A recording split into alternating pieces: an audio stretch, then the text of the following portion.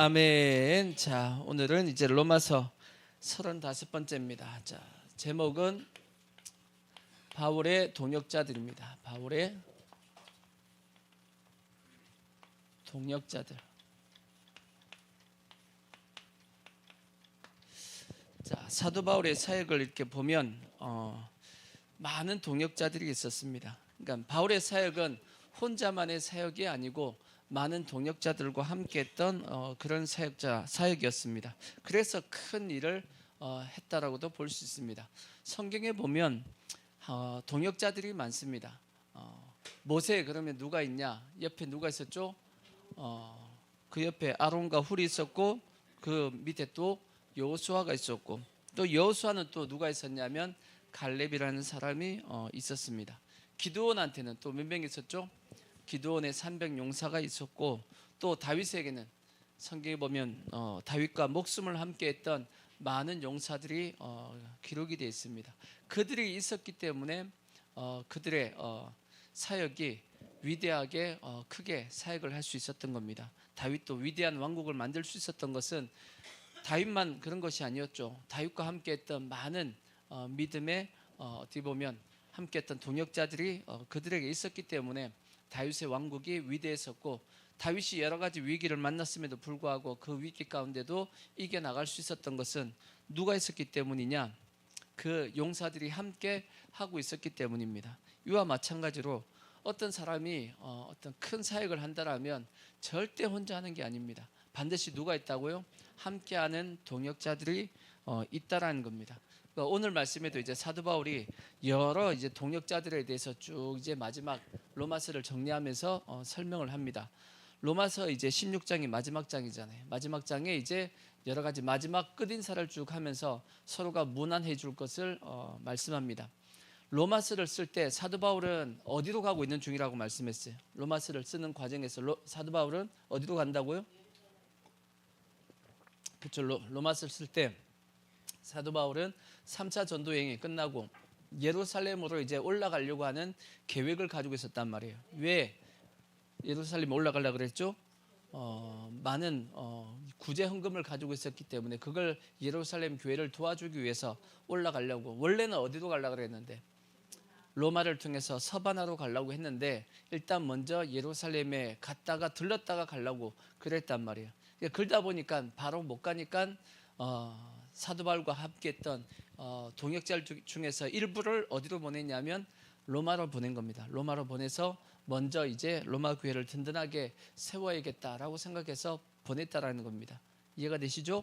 이제 그리고 나서 이제 그 서신편에 여러 가지 이제 문안 인사를 집어넣었고 그 외에도 사도 바울의 동역자 중에서는 일부는 이미 어디에 가 있었냐면 로마에 가 있었습니다. 로마에 가 있는 동역자들도 있었기 때문에 그들을 향해서 문안하라 하고 이제 했던 말씀이 기록이 되어 있는 겁니다. 자, 한번 로마서에 나와 있는 사도 바울의 동역자들 쭉 한번 보자고요. 자, 첫 번째 16장 1절에 보면 누가 기록이 되어 있냐면 내가 갱그레아 교회의 일꾼으로 있는 우리 자매 베베를 너에게 추천하노니 그렇게 되어 있어요. 자, 첫 번째는 이제 뭐냐면 로마서에 기록되어 있는 로마서에 있는 동역자들입니다. 동역자들. 첫 번째가 누구냐면 베베라고 되어 있어요. 베베는 어떤 사람이냐 하고 봤더니 갱그리아 교회의 일꾼으로 있는 우리 자매 베베를 너에게 추천하노니 그렇게 되어 있어. 그러니까 베베가 뭐 했다는 뜻이냐면 로마서를 가지고 어디에 갔다고요? 로마로 갔던 사람, 로마서를 들고 갔던 사람이 누구냐면 베베라는 뜻입니다. 이 베베는 갱그리아 교회의 누구라고요? 일꾼으로 되어 있죠. 일꾼. 그 밑에 관주에 보면 일꾼 뭐라고 되어 있죠? 집사라고 되어 있습니다. 집사. 근데 초대교회에는 여자 집사가 없습니다. 제도에 여자 집사의 제도가 없고 초대교회는 남자 집사만 있었어요. 여자는 집사가 아니었는데 여기 사도 바울이 갱그레아 교회 이 베베를 집사라고 소개합니다. 성경에 여자는 교회에서 뭐 하라고 되어 있죠? 잠잠하라고 되어 있어. 잠잠하라고. 말할 권리가 없고 여자는 누구한테 배우라 그랬어요? 집에 가서 남편한테 물어보라고 되어 있어. 오늘날 그렇게 얘기하면 혼납니다. 오늘날 그러면 안 되고 오늘날은 그렇지 않은데 초대교회 요 시대는 지금부터 2000년 전이잖아요, 그죠? 여성의 인권이 거의 없을 때입니다. 여성의 인권이 없을 때 그나마 기독교가 들어와서 지금의 여성의 인권이 생겼지. 그 전까지는 여성의 인권이 없었잖아, 그죠? 이슬람 보십시오. 여성의 인권이 있어요? 없어요. 없었다고. 조선시대 우리나라에 여성의 인권이 있었어요? 인권 없었습니다. 거의 뭐 물건 취급을 당했단 말이에요. 근데 기독교가 그나마 여성을 어떻게 보면 인간의 존엄성을 인정해주고 한 인간으로서 바로 설 수 있게끔 해준 것이 기독교입니다. 그러니까 여성분들이 예수님을 더 잘 믿어야 되는 게 당연합니다. 그죠? 남자분들은 좀 억울한가요? 그렇지는 않습니다. 억울한 건 아니야.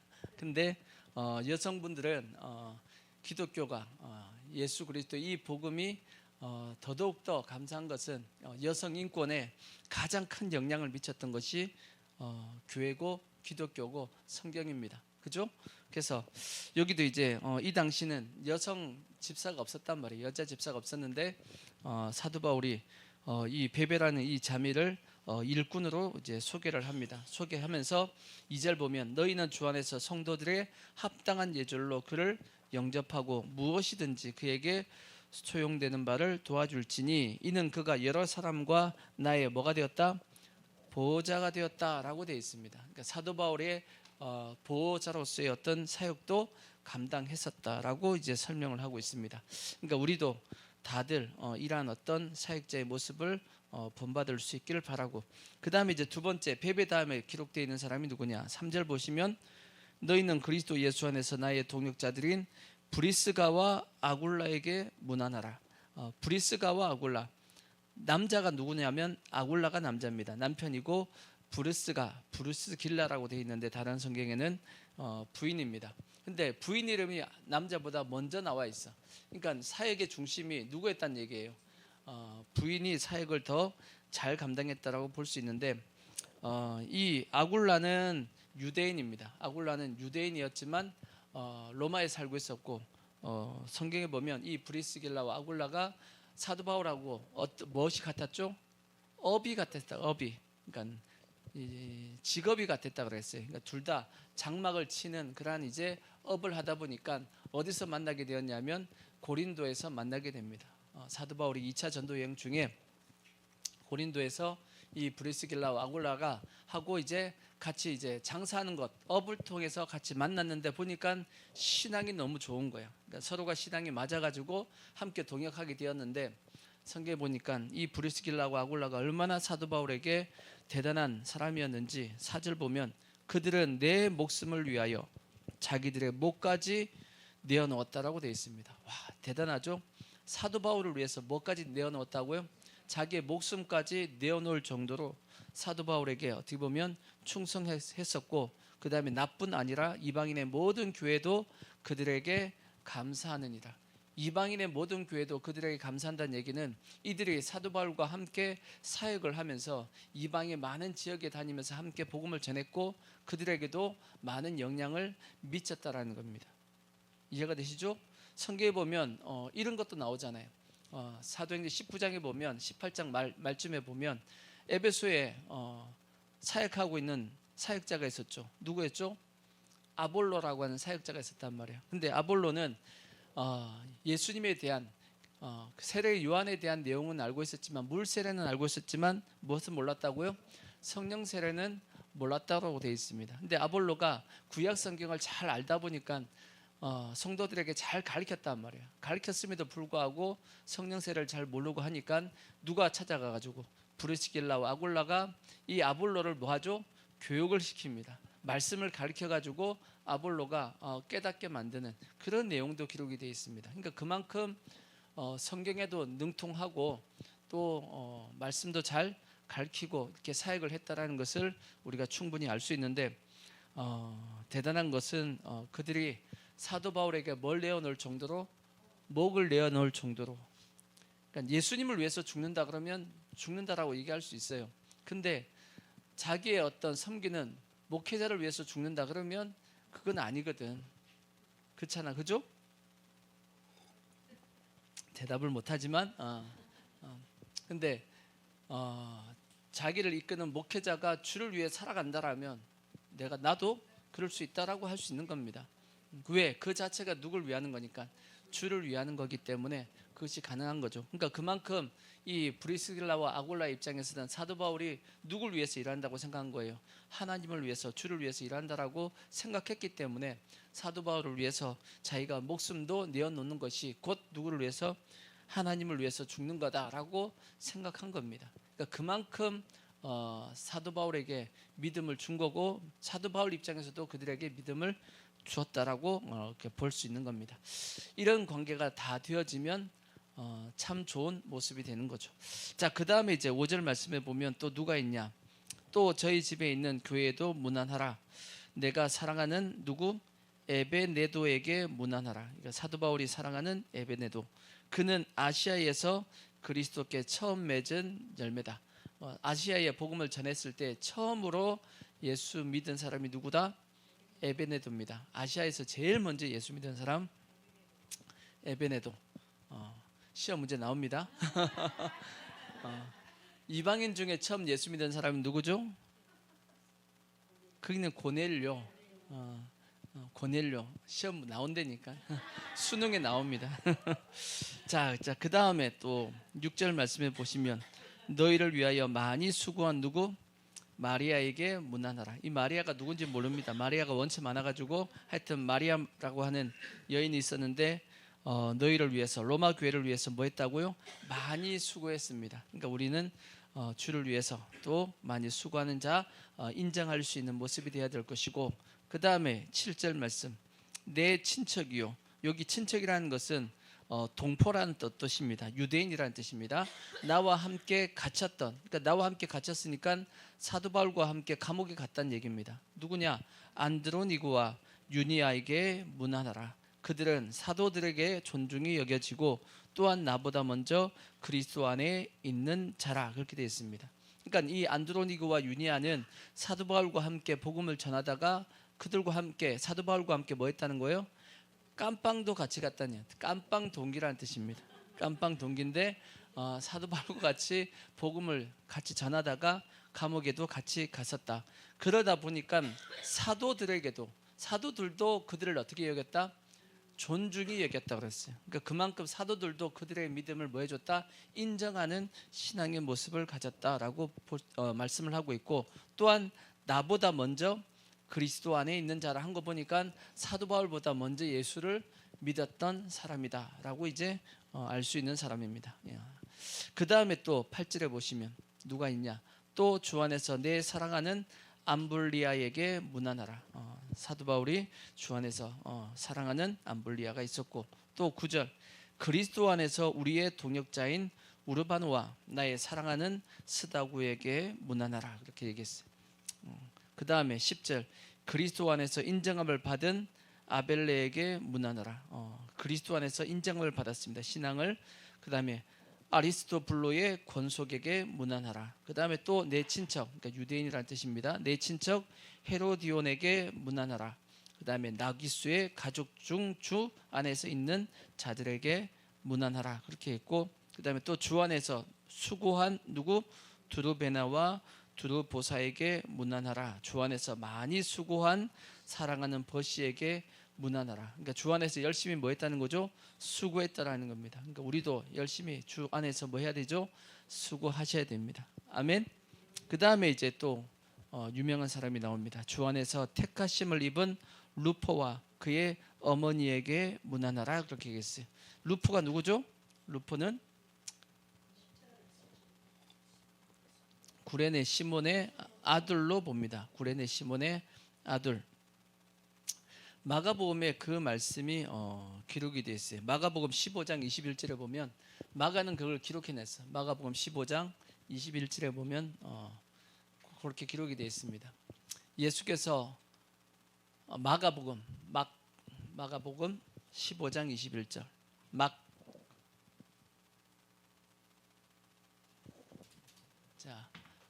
마침 알렉산더와 누구의? 루포의 아버지인 구레네 사람 시몬이 시골로부터 와서 지나가는데 라고 돼 있잖아요. 그러니까 구레네 시몬의 아들이 누구예요? 알렉산더와 루포라고 되어 있습니다. 마가복음에서는 마가는 루포를 이름을 기록해 놨는데 여기 다시 로마서 16장 13절에 보면 다시 기록이 되어 있습니다. 13절 주 안에서 택하심을 입은 루포와 그의 어머니에게 문안하라 그렇게 얘기했어요. 그의 어머니는 곧 누구다라고요? 내 어머니다. 사도 바울이 그러면 시몬 시몬의 저기 구레네 시몬의 사도 바울도 아들이라는 얘기예요? 그 뜻은 아니죠. 그 뜻은 아니고 그의 루포의 어머니였던 그 어머니가 마치 누구와 같이 사도 바울의 엄마와 같이 자기를 뭐 해줬다는 얘기예요? 보살펴줬다는 얘기입니다. 그러니까 언제 보살펴줬을까라고 이제 성경을 추적해 보면 사도 바울이 안디옥에 갔을 때 이 안디옥의 지도자 중에 한 명이 루포였다라고 이제 생각을 보고 있기 때문에 안디옥에서 그의 아마 이 루포의 집에 같이 얹혀 살지 않았을까? 그때 이 루포의 어머니가 구레네 시몬의 부인이 사도 바울을 이렇게 보살펴주고 있지 않았을까라고 추정을 합니다. 그래서 사도 바울은 이 루포의 어머니를 마치 누구의 어머니처럼 자기의 어머니처럼 생각하고 있었다라고 생각이 되어집니다. 그래서 이렇게 해서 그러니까 이들이 지금 어디 있었다는 얘기예요? 로마에 지금 있었다는 얘기입니다. 로마의 교회 안에 있으니까 그들에게 문안하라 하고 말씀하고 있는 겁니다. 그 다음에 14절 아순구리도와 블레곤에게 블레곤과 허메와 바드로바와 허마와 및 그들과 함께 있는 형제들에게 문안하라. 문안 인사하라는 겁니다. 서로 문안하라. 그 다음에 빌롤로구와 율리아와 또 네레오와 그의 자매와 올lum바와 그들과 함께 있는 모든 성도에게 문안하라. 너희가 거룩하게 입맞춤으로 서로 뭐하라고요? 서로 문안하라. 문안이 뭐예요? 근데 문안하라 그러니까 그냥 안녕하세요 하고 인사하는 건가요? 신방하라는 뜻인가요? 문안하라가? 우리는 보통 문안을 어떻게 생각하죠? 우리가 보통 문안하라 그러면 저기 이제 저기 결혼해가지고 저기 새댁이 자기 저기 시아버지하고 시어머니한테 가가지고 아침에 이제 문안 인사하는 거 문안하라 그러면 그런 문안에 대한 생각이 그렇게 들죠. 문안의 느낌이 그런 느낌이 안 든가요? 문안한다라는 그 개념 자체가 인사드린다 또 다르게 생각하면 섬긴다 그런 뜻입니다. 섬긴다. 그러니까 문안하라는 것 자체가 그냥 인사라는 개념보다는 섬기라는 개념입니다. 섬기라는 개념. 그러니까 그래서 사도 바울이 얘기하길 너희가 거룩하게 입맞춤으로 서로 뭐하라? 서로 문안하라. 서로 내가 먼저 인사해야지. 그게 아니고 서로 인사라 그 뜻이 아니고 서로 섬겨라 그 뜻입니다. 서로 섬겨줘라 그 뜻이 문안하라는 뜻입니다. 그래서 그리스도의 모든 교회가 다 너희에게 뭐한다? 문안한다, 섬긴다라고 말씀을 하고 있는 겁니다. 그러니까 사도 바울의 지금 현재 로마에 지금 가 있는 로마에 있는 지금 현재 사도 바울의 동역자들을 쭉 설명해 놓은 것이 16장 1절부터 16절까지의 쭉 말씀입니다. 그 다음에 이제 또 우리가 한번 볼 것은 실제적으로 사도 바울의 동역자, 바울의 동역자 그걸 한번 생각해 보자고. 동역자, 바울의 동역자. 사도 바울이 사도 바울 되게끔 했던 위대하게 사역을 할 수 있게끔 사도 바울의 동역자 큰 몇몇의 사람들이 있습니다. 가장 큰 영향을 미쳤던 사람이 누굴까? 자, 첫 번째는 누구냐면 첫 번째는 순서별로 하면 스데반입니다. 스데반이 어떻게 동역자냐라고 얘기할 줄 모르겠지만 스데반이 없었으면 사도 바울이 없습니다. 저는 그렇게 생각해. 왜냐하면 스데반이 사도 바울을 위해서 뭐 해줬냐? 죽으면서까지 뭐 한 거죠? 기도한 겁니다. 죽으면서까지 기도했다고. 스데반이 이제 유대인들을 향해서 말씀을 전했단 말이에요. 말씀을 전했더니 유대인들이 그 말 자체가 틀린 말이에요, 맞는 말이에요? 맞는 말이란 말이에요. 맞는 말이니까 마음에 뭐 해가지고 찔려가지고 이를 부두둑 갈고 결국은 어떻게 했어요? 돌을 집어가지고 스데반을 돌려 쳐 죽여버렸단 말이에요. 근데 그 스데반을 돌려 쳐 죽일 때 맨 앞에서 앞장서서 스데반을 죽여라 한 놈이 누구예요? 그게 그때 당시 사울이라는 청년이었고 나중에 사도 바울이라고. 근데 그때 스데반이 돌에 맞아 죽어가면서 하나님을 향해서 탁 했더니 영안이 확 열렸습니다. 영안이 열렸다고. 영안이 확 열렸는데 어디가 보였어요? 하나님의 보좌가 보인 거예요. 하나님의 보좌가 딱 보였는데 하나님 보좌 오른편에 누가 계셨어요? 예수님이 보통 어떻게 계셔? 보통은 앉아 계십니다. 하나님 보좌 우편에 앉아 계셔서 거기서 뭐 하시죠? 우리를 위해서 중보하시는 분이 예수님이 하시는 지금 현재 예수님의 사역의 핵심은 뭐냐면 우리를 위해서 믿는 성도들을 위해서 뭐 하고 있죠? 중보하고 계신 것이 예수님의 주 사역이란 말이에요. 그죠? 근데 성경에 보면 스데반이 그 순교하는 그 순간 예수님이 어떻게 하고 계시죠? 서 계셨다라고 되어 있다고. 자, 성경에 보시면 사도행전 7장 55절을 보시면 사도행전 7장 55절 보시면 스데반이 성령 충만하여 하늘을 우러러 주목하여 하나님의 영광과 및 예수께서 하나님 우편에 뭐한 것을 보고 서신 것을 보고 말하되 보라 하늘이 열리고 인자가 하나님 우편에 서신 것을 보느라 한데. 와, 예수님께서 왜 서 계셨을까? 이건 앉아서 도저히 볼 수가 없는 장면이야. 도저히 앉아서 볼 수가 없다. 왜? 누구를 위해서? 예수님을 위해서 지금 뭐 하고 있죠? 순교하는, 돌에 맞아 죽는 그 상황이니까 예수님께서 편안하게 앉아 볼 수 없는 거야. 서서 보신 거지. 서서 보시고 있는데, 근데 그때 스데반이 뭐 하죠? 하나님 앞에 기도한단 말이에요. 뭐라고 기도하죠? 하나님이여 저들의 죄를 저들에게 돌리지 말라고, 저들을 용서해 달라고 기도하는 겁니다. 이거 누구 기도하고 똑같아요? 예수님께서 십자가상에서 한 기도하고 똑같잖아. 자기하고 똑같은 기도를 지금 현재 스데반이 하고 있는 겁니다. 근데 그 스데반의 기도, 그러면 예수님 입장에서는 그 기도를 들어줘야 돼요? 안 들어줘야 돼요? 들어줘야지. 안 들어 그 기도, 그 죽어가면서 한 그 진한 기도인데 안 들어줄 수가 없잖아. 반드시 들어줘야지. 근데 그 기도의 핵심적인 인물이 누구예요? 바울이야. 왜? 스데반을 앞에서 주동해가지고 죽이는 그 사람이거든. 그래서 예수님께서 좋아, 스데반의 기도를 내가 주지 해가지고 그 예수님을 핍박하던 이 사울이라는 청년을 확 돌려가지고 정반대로 가장 위대한 사도로서 주님께서 쓰시게끔 하신 겁니다.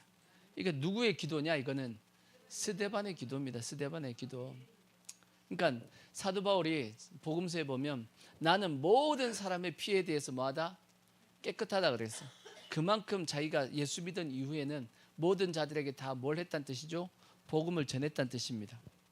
그래서 당당하게 어떻게 보면 모든 사람과 다 저 천국에서 만날 수 있겠지만 누구 앞에서는? 그대 앞에만 서면 왜 나는 작아지는지 그 사람이 누구냐 하면 스데반입니다. 아마 사도 바울은 다른 사람들 앞에서는 뭐 딱 힘을 줄 수 있을지 모르겠지만 누구 앞에만 서면, 스데반 앞에서만 서면 작아질 것 같아. 왜? 스데반이 있었기 때문에. 누가 있는 거죠?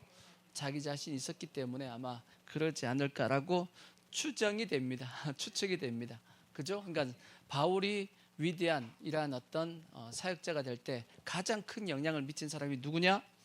첫 번째는 스데반입니다. 가장 큰 영향을 미친 사람은 스데반이고, 그 다음에 두 번째, 사도 바울이 바울 되게끔 이런 위대한 사역자가 되게끔 했던 두 번째 영향을 미쳤던 사람이 누굴까라고 보면 그 사람은 이제 바나바입니다. 바나바.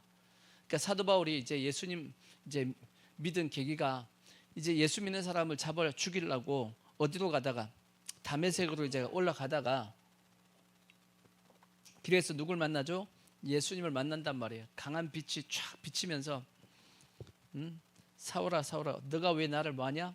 네 왜 나를 핍박하냐 하면서 예수님께서 사울이라는 청년에게 나타났단 말이에요. 그리고 나서 이 사울이라는 청년이 예수를 믿게 되고, 그 다음에 이제 또 아나니아를 통해서 성령 충만함을 받았단 말이에요. 그리고 나서 바로 이 사울이라는 청년이 다메섹에서 무엇을 하게 되냐면 열심히 복음을 전하게 됩니다.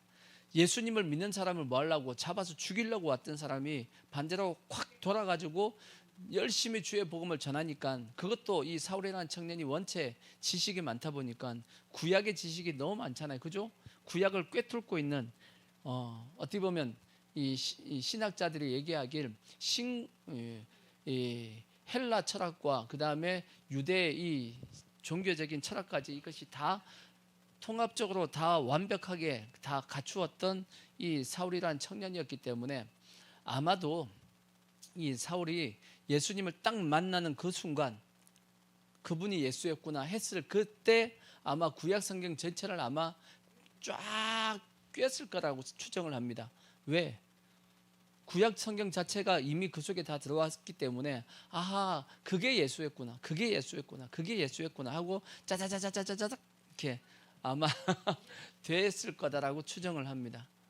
그러니까 바로 이제 회심을 하고 난 다음에 성령 충만 받고 나서 바로 나와가지고 뭐 했죠? 복음을 전했단 말이에요. 근데 원체 논리 정연하게 구약 성경을 가지고 다 말씀을 전해버리니까 사람들이 사도 바울이 이 사울이라는 청년의 말에 반박을 못하는 거예요. 그러다 보니까 이 다메섹에 와 있던 다른 예수 안 믿고 예수 믿는 사람 핍박하던 유대인들이 어떻게 하려고 그래요? 누굴 죽이려고? 이제는 안 되겠다. 저 사울이란 저 청년을 뭐 해야겠다? 죽여야겠다고. 그래서 이 사울이 어떻게 해요? 이 다메섹에서 광주를 타고 도망가잖아. 왜? 빠져나왔잖아. 그렇죠? 그런 사건이 있었음에도 불구하고 성경에 보니까 사도들도 이 사울이라는 청년을 믿어요, 안 믿어요?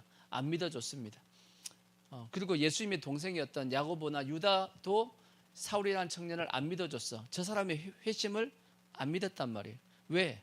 저놈이 분명히 머리가 좋아가지고 회심하는 척 해가지고 이 예루살렘의 사도들 다 그 다음에 다 이게 딱 모아놓고 일망타진하려고 저놈이 분명히 지금 수를 쓰는 거다라고 생각을 했다고. 그래서 만나주려고 그래요? 안 만나주려고 그래요?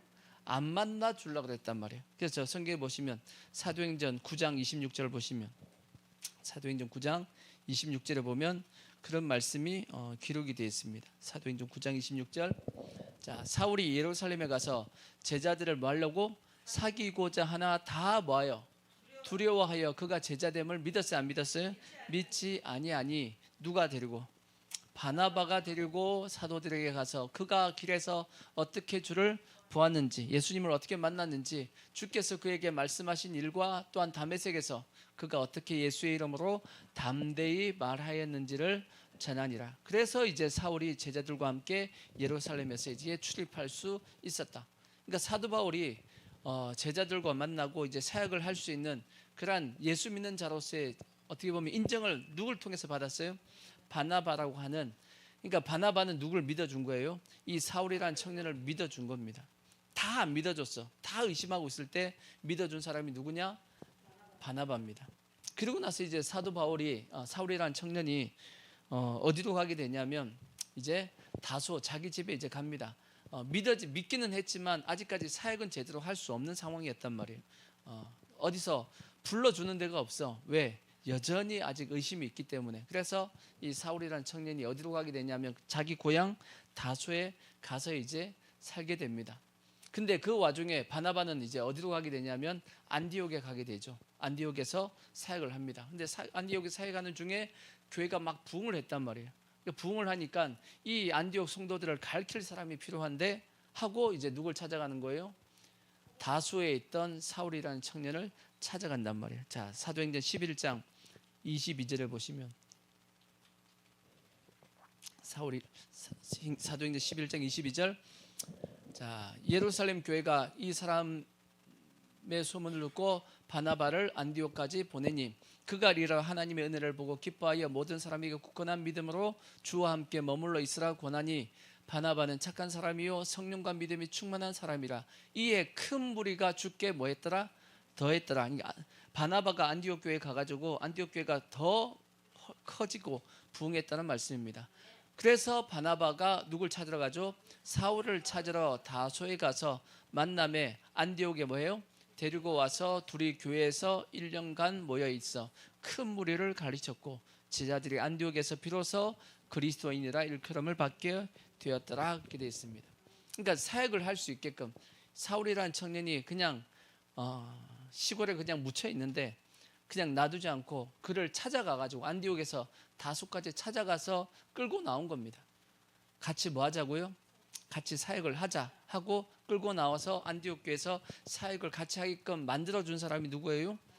바나바란 말이에요. 바나바. 그러니까 만약에 바나바가 없었으면 사울이라는 청년을 어떻게 보면 그냥 모르고 그냥 살았을 겁니다. 사역을 할 수가 없지. 아무도 안 믿어주는데 누군가가 끌어준 사람이 있었습니다. 그게 바나바였다고. 그러니까 나중에 이제 안디옥에서 하나님의 성령이 바나바와 바울을 따로 세워서 이제 선교를 보낸단 말이에요. 그래가지고 우리가 잘 아는 1차 전도여행, 2차 전도여행, 3차 전도여행 해가지고 전 세계에 복음을 전하게 되어지는 그 일을 할 수 있게끔 다 모든 길을 다 열어준 사람이 누구냐? 바나바입니다. 이게 길을 누가 열어주느냐 열어주지 않느냐가 실제 그 사람의 사역에 엄청난 영향을 미칩니다.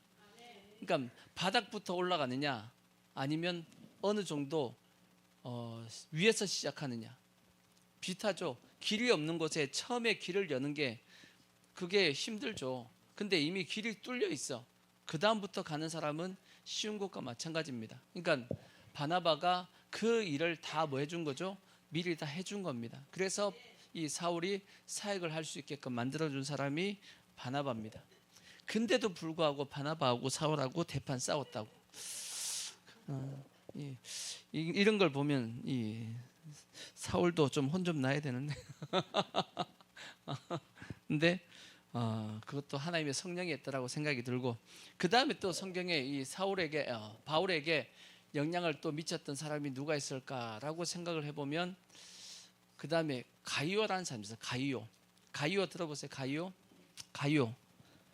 가이오가 누구냐? 성경에 보면 사도 바울에게는 큰 어떻게 보면 물질적인 도움을 줬던 사람이 누구냐면 가이오입니다. 자, 로마서 16장 23절에 보면 뒤에 나옵니다.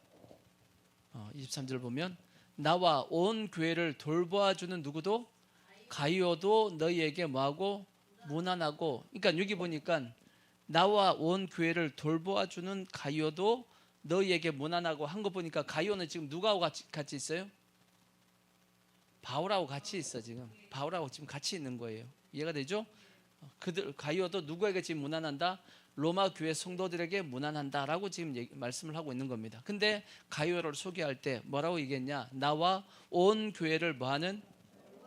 돌봐주는. 옛날 성경에는 뭐라고 되어 있냐면 식주라고 돼 있어. 식주. 온 교회의 식주인, 그렇게 돼. 식주가 뭐죠? 먹여 살리는. 그러니까 이 가이오는 고린도에서 예수님을 믿습니다. 고린도에서 예수님을 믿고 사도 바울이 고린도전서에 보면 자기가 가이오에게 세를 줬다라고 돼 있어. 세를 줬다라고 돼 있는데 그리고 이제 고린도 교회는 어디가 교회냐? 가이오의 집이 교회입니다. 가이오의 집이 교회였고, 그래서 이 가이오가 온 교회의 식주로서 사도 바울의 어떻게 보면 사역에 물질로서 도와줬던 사람이 누구냐면 가이오입니다. 이해가 되시죠? 그래서 나와 온 교회의 식주로서 가이오. 근데 이 가이오가 또 유명한 게 또 하나가 돼 있습니다. 누구에게도 알려져 있는 사람이냐? 요한 3서 1장을 보십시오. 요한 3서 1장 1절을 보시면 뭐라고 되어 있냐면, 자, 장로인 나는 사랑하는 누구? 가이오 곧 내가 참으로 사랑하는 자에게 편지하노라. 사랑하는 자여, 내 영혼이 잘됨 같이 내가 범사에 잘되고 강건하기를 내가 간구하노라. 이 말씀이 누구한테 한 얘기예요? 사도 요한이 가이오 장로한테 보낸 편지에 쓴 내용입니다. 우리가 잘 알고 있는 조영기 목사님이 주로 쓰셨던 이 말씀이 누구에게 하신 말씀이냐면 가이오 장로를 대상으로 사도 요한이 쓴 내용입니다. 그러니까 요한 3서는 사도 요한이 사랑하는 가이오에게 쓴 겁니다. 이해가 되시죠? 그러니까 그 사람이 가이오입니다. 그러니까 사도 바울의 그 모든 뒤에서 물질적으로 도와줬던 사람이 가이오다. 그 다음에 또 사도 바울에게 큰 도움을 줬던 사람이 누구냐? 그의 믿음의 아들 대표적인 두 사람이 있죠. 누구와 누구죠? 디모데와 디도. 디모데와 디도입니다. 이 디모데와 디도는 어떤 사역을 했냐? 사도 바울이 이제 복음을 전하다 보면 그 어떤 지역의 교회를 세웠단 말이에요. 교회를 세우고 크게 부흥을 했습니다. 근데 이제 사도 바울은 뭐 하는 사람이냐? 또 타 지역에 가서 뭐 해야 되죠? 또 전도해야 된단 말이에요. 그래서 그 지역을 떠나야 된다고. 떠나면 어떻게 돼요? 그 교회는 어떻게 돼? 사역자가 없잖아. 그러니까 그 교회가 어떻게 될 수 있어요? 위험할 수 있지. 위험할 수 있으니까 그 교회에 누굴 떨고 놓고 가요? 디모데나 디도를 떨고 놓고 가는 거야. 왜? 내가 떠나더라도 이 교회를 잘 너가 이 교회 스스로 어떤 지도자가 세워지기까지는 넌 여기서 계속 사역을 해. 난 먼저 가 있을게. 그렇게 믿고 맡겼던 사역자가 누구냐면 디모데와 디도입니다. 자, 성경에 보면 자, 디모데전서에 보시면 디모데전서 1장 3절 보시면 그렇게 돼 있어요. 딤전 1장 3절 보시면 내가 마게도냐로 갈 때 너를 권하여 어디에 머물라 그랬어요? 에베소에 머물라 한 것은 어떤 사람들을 명하여 다른 교훈을 가르치며 하고 쭉 그러니까 사도 바울은 어디로 가는데? 마게도냐로 가는데 에베소에는 누굴 머물겠다? 디모데를 머물게 해가지고 그 교회를 지켜라 하고 맡겼던 겁니다. 자, 디도서도 보면 자, 디도서 1장 5절도 보시면 그렇게 돼 있어요. 자, 내가 너를 어디에 남겨뒀어요? 그레데에 남겨둔 이유는 남은 일을 정리하고 내가 명한 대로 각성의 장로들을 세우게 하려 함이니. 그러니까 그레데에다가 누굴 떨고 놨어요? 디도를 떨고 놓고 가는 거야. 너가 여기 잘 감독하고 잘 영혼들 세워하고 이제 떠난 겁니다. 이해가 되시죠? 그런 사역을 했던 사람, 믿고 맡길 수 있었던 사람이 누구냐? 디모데와 디도고, 또 이제 사도 바울 입장에서 또 복음을 전하다 보니까 자기가 예전에 세웠던 교회가 문제가 생겼어. 문제가 생기면 누굴 보내요?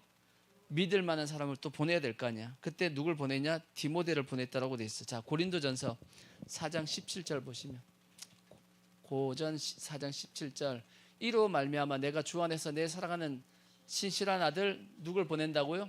디모데를 너에게 보내었노니 그가 너희로 하여금 그리스도 예수 안에서 나의 행사 곧 내가 각처 교회에 가르치는 것을 생각나게 하리라. 그러니까 문제가 발생하면 문제 해결사로 누굴 보내요? 디모데 보냈다라는 거예요. 그러니까 믿고 맡길 만한 사역의 동역자가 사도 바울에게 있었기 때문에 그의 사역을 그가 쭉쭉쭉 치고 나갈 수 있는 겁니다. 그러니까 우리가 전쟁을 할 때도 마찬가지잖아. 계속 전쟁을 그냥 달려나가기만 하면 되는 것이 아니고 계속 후방을 뭐 해야 돼요? 후방을 방비하고 가야 될 거 아니야. 그렇죠?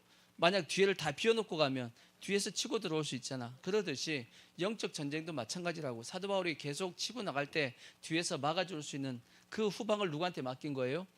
디모데와 디도한테 맡겼다는 뜻입니다. 믿고 맡길 수 있는 그러한 사역자가 있었다라는 거죠.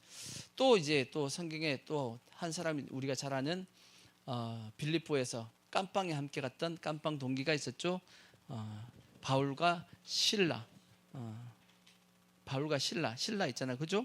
실라는 2차 전도 여행 때 같이 사역을 했던 실라가 있었고 그런 내용이 성경에 기록이 되어 있습니다. 그러니까 바울에게는 이러한 어떻게 보면 그냥 독립적으로도 어떤 대단한 사역자들이 누구에게 있었어요?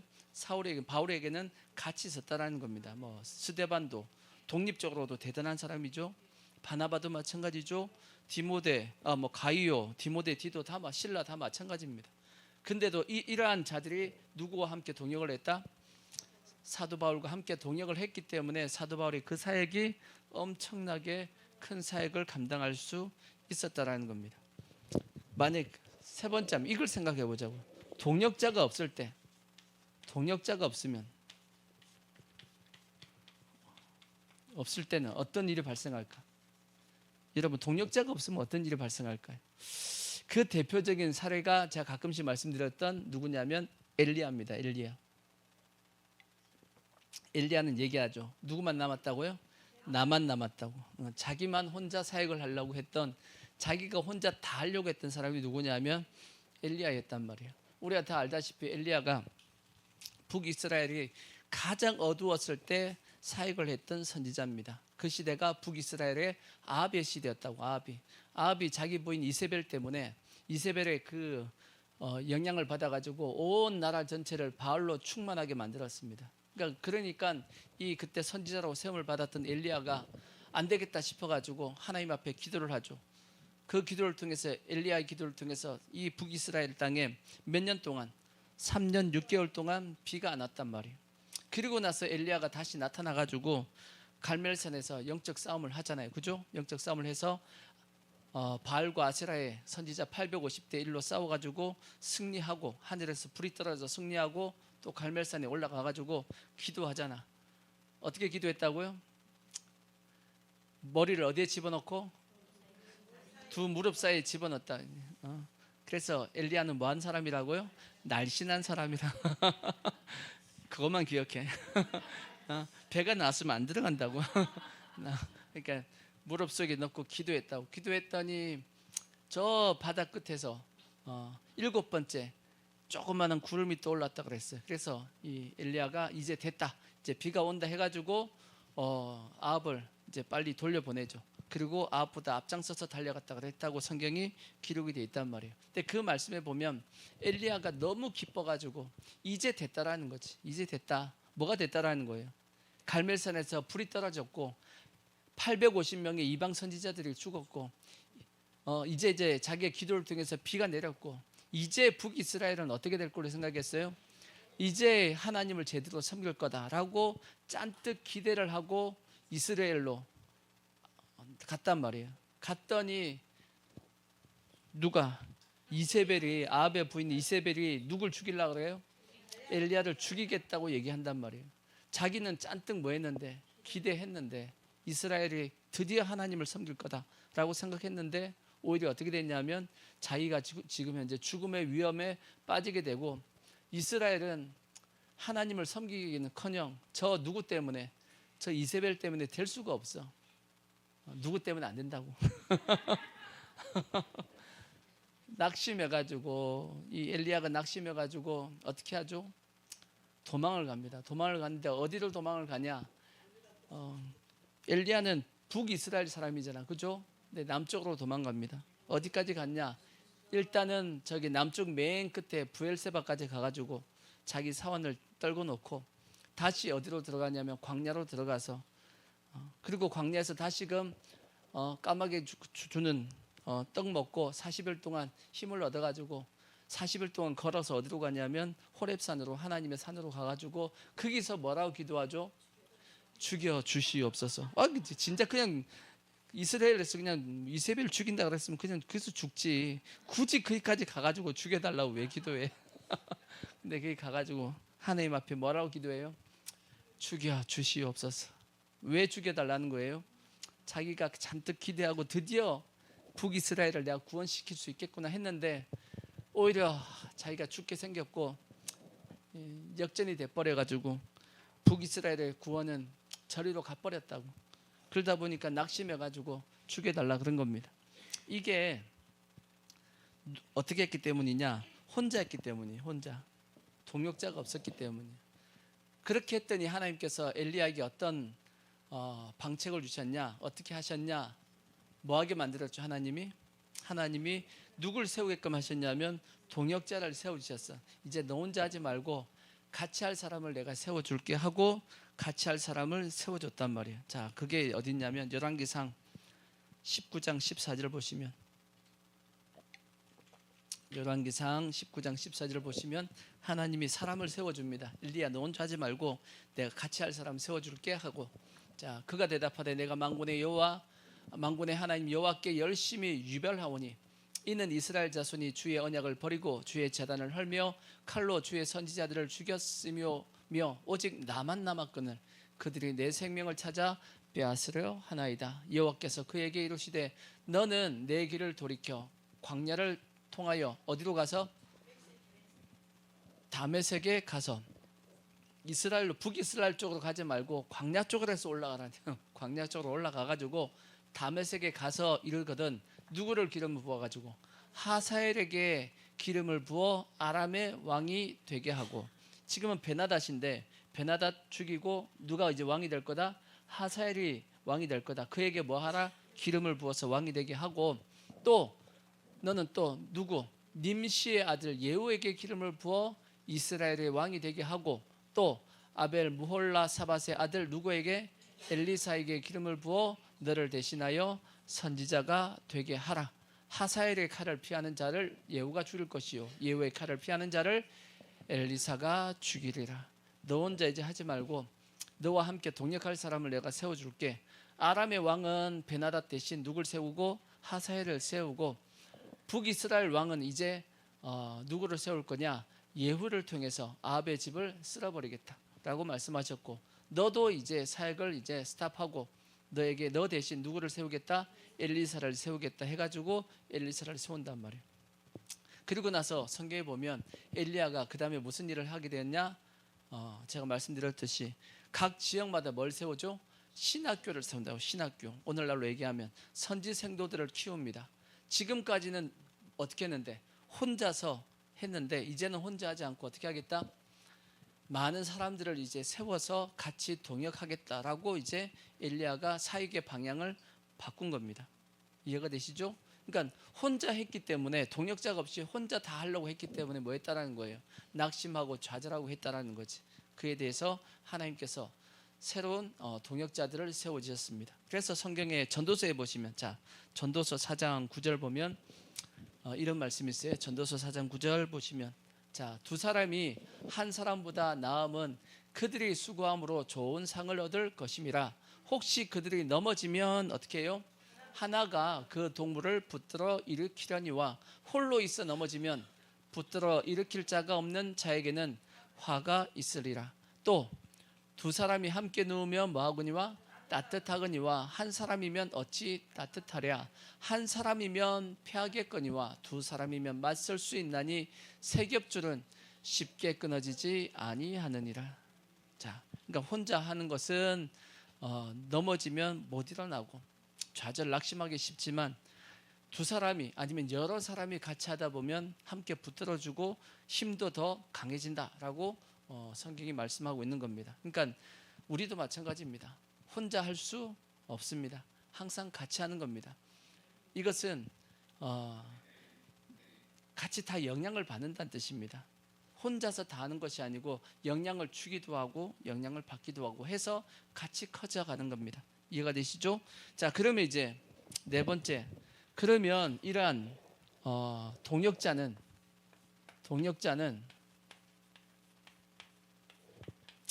어떻게 만들어지는가?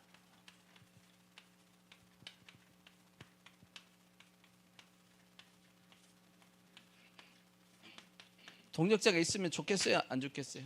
당연히 좋죠. 좋은데 이 동역자들이 그냥 세워지냐? 내가 만들고 싶어가지고 만들어지냐? 그러지 않다라는 겁니다. 성경에. 이것도 다 영적인 뭐가 있다? 영적인 원리가 있습니다. 원리가 있다는 뜻이에요. 동역자를 만드는 원리. 어떤 원리냐?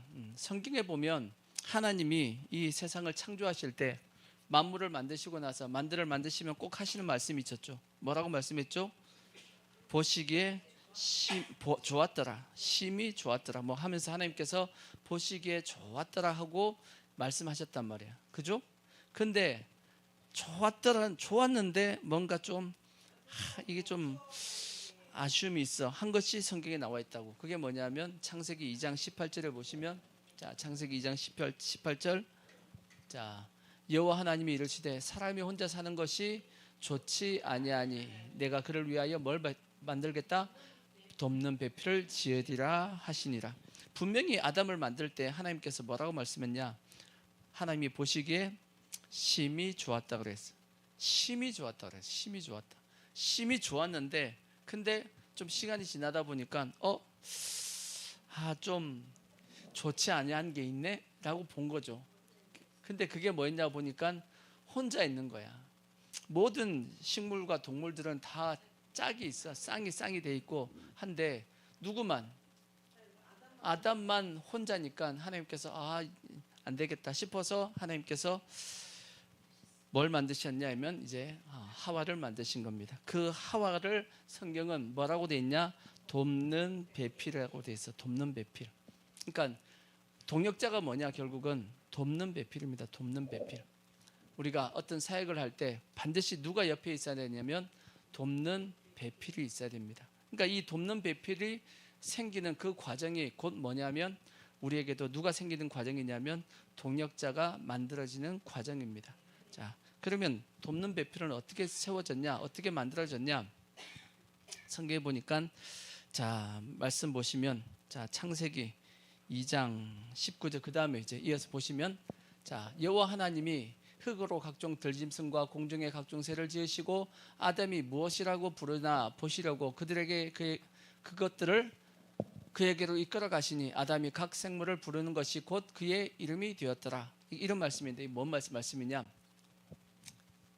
이 무슨 말씀이냐면 하나님께서 이 돕는 배필을 만드실 때 기본적인 우리가 생각해야 될 것이 하나가 있습니다. 그거 뭐냐? 내가 만들고 싶은 돕는 배필을 내가 만드는 게 아니에요. 돕는 배필은 하나님이 뭐 하시는 거냐? 붙여주는 겁니다. 하나님이 붙여주는 거야. 이해가 되시죠? 아담이 자기가 돕는 배필을 자기가 만든 게 아니잖아요. 누가 만들어줬죠? 하나님이 만들어서 아담에게로 뭐 하시니? 이끌어 오셨어. 그죠? 이끌어 오셨던 것처럼 하나님이 이끌어 와 주시는 것이 뭐냐면 그게 돕는 배필입니다. 이게 우리가 먼저 이 돕는 배필에 대해서 가져야 될 내용의 말씀이에요. 그래서 22절에 보면 뭐라고 되어 있냐? 22절. 자, 여호와 하나님이 아담에게 취하신 그 갈빗대로 여자를 만드시고 그를 아담에게로 뭐 하셨다? 이끌어 오시니 아담이 이르되 이는 내 뼈 중에 뼈요 살 중에 살이라. 이것을 남자에게서 취하신즉 여자라 부르겠다라고 이제 말씀하고 있는데 이게 우리가 꼭 기억해야 됩니다. 돕는 배필은 내 마음대로 내가 만드는 것이 아닙니다. 내 의지를 가지고 이렇게 만들어야지, 이런 모양으로 만들어야지 해가지고 이렇게 하면 이렇게 되겠지, 그렇게 해서 만들어지는 것이 아니고 하나님이 뭐 하시는 거다? 하나님께서 이끌어 오시는 것이 뭐냐? 그게 돕는 배필입니다. 이게 먼저 선제가 돼야 됩니다. 그러고 나서 우리가 기억해야 될 게 뭐냐면 두 번째가 뭐냐? 자, 그 앞에 20절에 보시면 하와가 어떻게 만들어졌냐? 아담이 모든 가축을 공중의 새와 자, 21절. 여호와 하나님이 아담을 깊이 뭐 하겠어요? 잠들게 하시니 잠들매 그가 갈빗대 하나를 취했다라고 되어 있습니다. 그러니까 뭐가 필요하냐? 아담의 잠이 필요합니다. 어떤 잠이 필요하냐? 깊이 잠들게 하시니. 그러니까 깊은 잠이 필요합니다. 그러니까 잠이다. 그러면 영적으로 하면 뭔 뜻이냐? 죽음입니다. 죽음. 아담의 죽음이 필요하다라는 거예요. 그러니까 배필, 주님이 도울 수 있는 돕는 배필, 하나님께서 나에게 붙여주시는 그 돕는 배필을 만들기 위해서 아담이 해야 될 건 뭐냐? 잠을 자야 돼. 깊은 잠을 자야 돼. 근데 그 깊은 잠은 그냥 퍼들어 자는 그 잠이 아니고 영적으로 보면 깊은 잠, 곧 죽음입니다. 뭐가 죽어야 되냐? 우리가 잘 아는 내 자아가 죽어야 되고, 내 생각이 죽어야 되고, 내 계획이 죽어야 되고, 내 의지가 죽어야 되고, 이러한 나의 죽음이 있을 때 뭐가 만들어지냐면 돕는 배필을 하나님께서 붙여줄 수 있는 겁니다. 내가 팔팔하게 살아있으면 하나님께서 팔팔하게 살아있으니까 동역자가 붙여줄 수가 없지. 왜? 자기가 다 하는데 자기가 다 한다고 막 쫓아다니고 하는데 돕는 배필이 필요했어요? 없어요? 하나님께서 붙여줄 수가 없어. 믿고 맡길 수 있는 돕는 배필을 붙여주시기 위해서는 반드시 뭐가 필요하냐? 죽음이 필요합니다. 자기의 죽음, 내 생각의 죽음, 내 뜻의 죽음, 내 계획의 죽음. 그래서 여러분 죽으셔야 돼요. 사람을 만드는 것이 어떻게 보면 돕는 배필, 좋은 사람을 내 옆에 두기 위해서는 누가 죽어야 되냐면 내가 죽어야 돼요. 내가 죽어야지만 좋은 사람이 만들어지는 거지. 안 죽으니까 자꾸 뭐 하냐면 여러분 자꾸 간섭하는 거야. 자꾸 내가 원하는 모양으로 만들어 보려고 이렇게 잔소리하고 저렇게 뭐라 그러고 막 그렇게 해서 그 사람 절대 안 만들어져요. 사람들이 착각을 하고 있는 거지. 거꾸로 생각을 하고 있는 거야. 내가 이렇게 얘기하면 저 사람이 이렇게 만들어질 거야 라고 생각을 합니다. 아니야. 여러분, 절대 사람은 말로 안 바뀝니다. 말은 해야 돼. 말은 해야 되지만 사람은 말로 안 바뀌고 뭘로 바뀌냐면 그 사람의 행동을 보고 바뀝니다. 아시겠죠? 부모와 자식 간의 관계도 마찬가지입니다. 부모가 자식에게 당연히 말로 잔소리를 해야 되죠. 하지만 잔소리로 바뀌는 것이 아니고 부모의 뭘로 바뀌는 거예요? 그의 행동으로 바뀌는 게 자식입니다. 그러니까 똑같이 자식은 누구를 본받고 행동하냐? 부모를 본받고 행동하는 겁니다. 그죠? 우리가 지금 보고 있잖아. 콩 심은 데 콩 나고 팥 심은 데 팥 나듯이 그렇게 욕을 하니까 욕을 하는 겁니다. 그렇게 그 댓글이 다 그 댓글이야. 보면 부전자전이지. 그죠? 그 아버지가 그러니까 자식도 그러지. 그게 당연한 거지. 왜 늘 보고 왔던 것이 그걸. 그러니까 여러분, 자녀들이 막 밖에서 욕을 하잖아요. 그러면 여러분들이 혹 욕을 하는지 돌아보셔야 돼. 자녀들이 보고 그들이 어디서 배워왔겠어? 막 승질낸다 그러면 그 승질내는 걸 어디서 봤겠어? 엄마 아빠가 하는 걸 본 거 아니겠어? 그죠? 그래 안 그래요? 승질낸 걸 보고 따라서 성질내는 겁니다. 왜 찔리나 봐.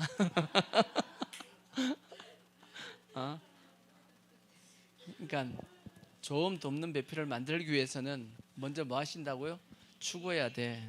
내가 깊이 잠들어야 된다고. 절대 말로 바뀐다라고 착각하시면 안 돼요. 말로 안 바뀝니다. 잔소리는 하지 말란 얘기 아니야. 하긴 해야 돼. 하지만 그 잔소리를 자식에게 하지만 누가 듣고 있어야 돼요? 자기 자신도 들어야 돼. 들으면서 여러분의 행동이 바뀌면 누구도 바뀌냐면 자녀도 같이 바뀝니다. 그러니까 내가 안 바뀌면서 상대방이 바뀌려고 그러면 안 바뀐다고. 같이 안 바뀌는 겁니다. 그러니까 아시겠죠? 그러니까 먼저 내가 뭐 해야 된다? 내가 먼저 깊이 잠이 들어야 돼. 내가 먼저 죽어야 됩니다. 그게 첫 번째고, 그 다음에 이제 해야 될 것이 뭐냐면 하나님께서 아담의 뭘 빼셨죠? 갈비뼈를 하나를 빼가지고 그걸 통해서 하와를 만들었듯이 희생입니다. 희생. 내 것이 하나가 빠져나가야 돼. 나의 희생이 없이 만들어지는 것은 있을 수가 없는 겁니다. 그러니까 나의 동역자, 돕는 배필을 만들기 위해서는 반드시 뭐가 필요하냐면 내 희생이 필요합니다. 내 희생 없이 우리가 어떤 사람을 저 사람 참 대단하다. 내가 저 사람을 내가 쫓아가야지, 따라가야지 하기 위해서는 그 사람이 뭐가 그에게 보여져야 되는 거예요. 그 사람이 나보다 뭔가 뭐한 것을, 뭔가 다른 어떤 좋은 모습이 있어야지 내가 쫓아가는 거지. 만약에 그 사람이 어떤 권력과 돈과 그것을 내가 쫓아간다 그러면 그 사람이 돈과 권력이 사라지면 절대 안 쫓아갑니다. 그건 돕는 배필이 아니야. 단지 그 사람을 뭐 하려고 그러는 거죠? 이용하려고 하는 거지. 그건 돕는 배필이 아니라고. 근데 저 사람이 희생하고 저 사람이 진짜 자기 자신을 내려놓고 하는 그 모습을 보고 내가 따라간다라면 그 사람의 돈과 권력이 없어도 이 사람은 뭐하죠? 계속 따라갑니다. 왜? 저 사람이 가는 그 길이 옳기 때문에 따라가는 거예요. 이해가 되시죠? 그러니까 절대 그래서 뭐부터 있어야 되냐? 희생이 있어야지만 그 사람의 옳은 모습이 먼저 보일 때 뭐 할 수 있냐면 따라갈 수 있는 겁니다. 그러니까 부모와 자식 간에도 마찬가지입니다. 자식이 부모의 옳은 모습을 보면 자식은 뭐 하게 되냐면 그 길을 같이 따라갑니다.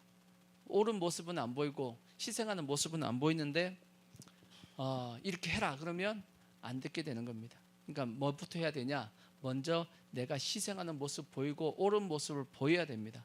그것에 대해서 먼저 감동을 받고 내가 이제 따라가야지 하고 그렇게 되어지는 겁니다. 그렇게 해서 돕는 배필을 만드는 겁니다. 그러니까 크게는 우리가 꼭 기억해야 될 것은 돕는 배필은 내가 만드는 것이 아닙니다. 하나님이 이끌어 오신다라는 것을 먼저 생각해야 될 것이고, 두 번째는 뭐가 필요하다? 나의 죽음이 필요합니다. 나의 죽음이 필요하고 그 다음에 나의 희생이 필요합니다. 그럴 때 뭐가 만들어지냐면 나의 돕는 배필, 동역자들이 만들어지고 그 동역자들을 통해서 뭐가 되어지냐면 내가 하나님의 일을 할 수 있게끔 되어지는 겁니다. 더 나아가서 한 가지 더 말씀드리면 돕는 배필은 저 사람이 나를 돕는 배필 그렇게 생각하시면 안 돼요. 저 사람이 나의 돕는 배필이지만 나도 저 사람이 뭐냐면 같이 돕는 배필입니다. 바울과 디모데를 보십시오. 바울과 디모데 보시면 바울의 사역을 디모데가 도왔어요, 안 도왔어요? 도왔죠. 하지만 반대로 얘기하면 이 디모데도 자기 사역이 있어요, 없어요? 그 사역을 위해서 누가 돕고 있는 거예요? 바울이 돕고 있는 거야. 서로 이렇게 서로 돕는 겁니다. 돕는 배필이라 그래가지고 무조건 한쪽을 그냥 다른 한쪽을 돕는다 그렇게 생각하시면 안 되고 서로 뭐 하는 거죠? 서로 돕는 겁니다. 이것이 교회입니다. 교회. 서로가 성도와 성도끼리 서로 뭐 하는 거냐? 서로 섬기면서 돕는 겁니다. 그렇게 할 때 아름다운 모습이 되어지는 것이고 교회가 바로 세워지는 것이고 서로의 관계가 온전해지는 겁니다. 아멘. 그래서 다 뭐냐? 다 서로가 다 뭐냐면 돕는 배필입니다. 아시겠죠? 그래서 서로가 서로에게 다 우리가 뭐 하려고 내 뜻을 내려놓고 섬기려고 하는 마음을 가져야 될 것이고 그 다음에 희생하려고 하는 마음을 가져야 될 것이고 그러면 그런 관계 속에서 하나님께서 뭐 해주시냐면 영혼을 붙여주신단 말이에요. 그것이 나중에 시간이 지나고 보면 뭐가 되어져 있냐? 돕는 배필이 되어져 있었고 그것이 하나님의 사역을 할 수 있게끔 되어지는 겁니다. 우리 교회로 생각해 보면 우리 교회가 이제 개척을 하고 여기 상가를 샀단 말이에요. 상가를 샀는데 상가가 오래된 상가잖아요, 그죠? 오래된 상가. 여기 저는 이 상가를 사본 적이 없기 때문에 상가를 사고 나서 이 상가를 하다 보니까 느낀 게 뭐냐면 진짜 돈 많이 들어간다라는 거예요. 이게 상가가 고장 나는 데가 한두 군데가 아닙니다. 한두 군데가 아니야. 근데 최 집사님이 우리가 부른 것도 아니죠. 알아서 오셨어. 제가 보니까 하나님이 뭐 하셨냐면 이끌어 오셨어. 교회에서 고장 나는 거 다 고쳤어요. 교회에서 고장 나는 거 다 고치고. 근데 최 집사님이 못하는 게 하나가 있었어. 옥상에 큰 물탱크가 있었거든. 물탱크 있어가지고 저거는 이 상가의 큰 짐인데 저걸 어떻게 할까 했는데 어느 날 갑자기 어떤 집사님 한 분이 왔다고 그 이재훈 집사님이 오셔가지고 그분은 아주 터프하신 분이야. 터프하신 분이 와가지고 저걸 다 손으로 다 뜯어냈어. 와, 저걸 직접 이게 다 썰어가지고 다 엄청나게 큰 물통이 있었습니다. 저 위에 저걸 다 뜯어내고 그러더니 어느 날 갑자기 바람과 함께 사라지셨어요. 왜 사라지신지 모르겠지만 왔다가 하여튼 몇 가지 일을 하시고 나서 그냥 사라지셨어. 그래서 하나님이 최 집사님이 안 되는 걸 저분을 보내서 하고 가셨구나. 지금 우리가 또 이제 인테리어 하는 것도 박 집사님이 하니까 지금 가능한 겁니다. 아니면 솔직히 시작을 못했겠죠. 그러니까 때에 맞게끔 하나님께서 사람을 저는 붙여주신다라고 생각이 되어집니다. 그런 것들이 그냥 되어지는 것이 아니고 어떻게 보면 성도 우리 교회의 모습이 그렇게 되어질 때 하나님께서 뭐 하시는 거냐면 붙여주시는 겁니다. 그래서 우리 각자가 서로가 서로에게 다 뭐냐면 돕는 배필입니다. 아멘. 그래서 서로가 서로에게 다 돕는 배필로서 섬기며 희생하며 그러한 모습이 되어질 때 하나님께서 그곳에 하나님의 은혜와 축복이 흘러넘치게끔 되어지는 겁니다. 그래서 우리 모든 성도들이 이러한 다 동역자들 다 각자가 다 만드십시오. 다 만드셔서 각자의 다 사역을 하시는데 그냥 되어지는 것이 아니고 이러한 과정을 통해서 이루어진다는 걸 믿고 우리가 다 그런 모습을 통해서 다들 하나님 앞에 귀하게 쓰임 받는 우리 모든 성도들 되어지기를 부탁의 말씀을 드리겠습니다. 자, 기도하겠습니다.